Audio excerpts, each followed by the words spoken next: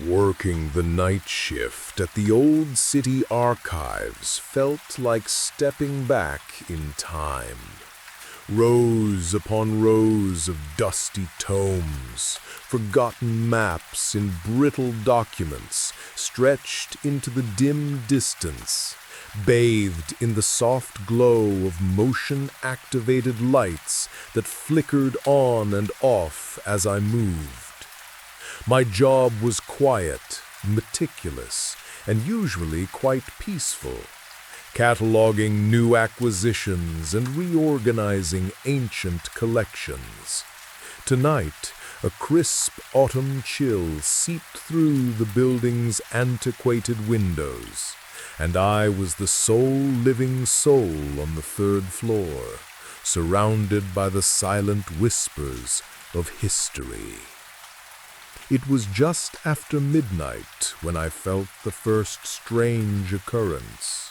A sudden, inexplicable draft swept through the aisle I was working in, chilling me to the bone, even though all windows were securely latched and the air conditioning was off. I shivered, pulling my cardigan tighter, and attributed it to the building being old and drafty. A moment later, a faint rustling sound, like paper shuffling, came from the upper shelf, but when I looked, the documents remained perfectly still, arranged in their neat, orderly piles. I convinced myself it was just my imagination, a result of the quiet and the late hour. As I continued my work, the feeling of being watched intensified. I kept glancing over my shoulder, a prickle of unease creeping up my neck. I tried to focus, to lose myself in the faded ink and delicate scripts, but my attention kept drifting to the vast, shadowy expanse of the archives. Then, a distinct thump echoed from a few aisles over, followed by a soft, almost imperceptible slide, like a book being gently pushed back onto a shelf. I froze, my heart quickening. That was no settling sound. It was too clear, too deliberate. My curiosity, unfortunately, outweighed my rising fear. I slowly walked towards the sound, the motion-activated lights springing to life ahead of me, illuminating empty aisles. When I reached the section, I found a large, heavy leather-bound ledger, one of the old city records, standing upright on the floor beside a lower shelf where it clearly didn't belong. It was open to a random page, the text unreadable from where I stood. I knew I hadn't touched it, and no one else was here. It was profoundly unnerving. I carefully picked up the ledger and returned it to its proper place, making a mental note of its title.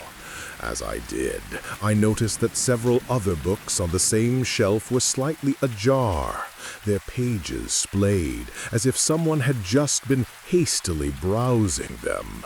My breath caught in my throat. I distinctly remembered these shelves being perfectly organized when I passed them earlier.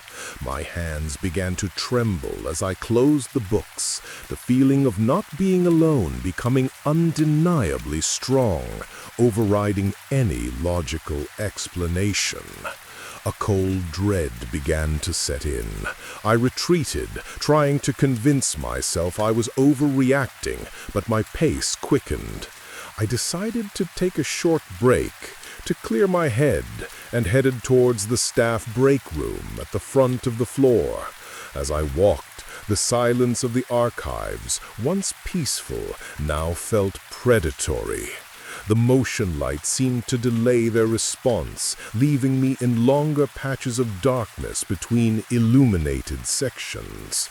I could hear my own hurried breathing, loud in my ears, and felt as if unseen eyes were following my every move.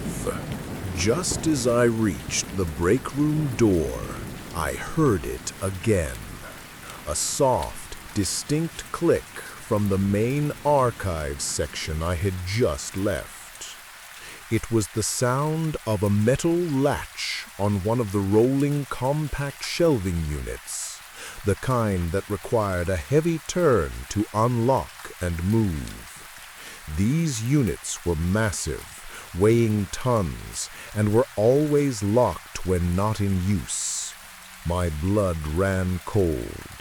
Whoever was here was not just moving books, they were manipulating the very structure of the archive. My heart pounded, a frantic drumbeat against my ribs. I knew I had to get out. My only escape route was the main stairwell, located directly past the main archives section.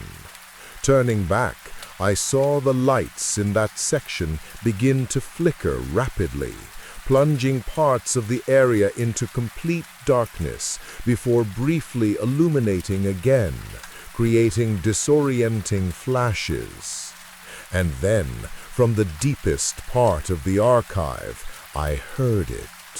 A slow, deliberate creak, like a heavy book cart being slowly wheeled across the floor, coming closer.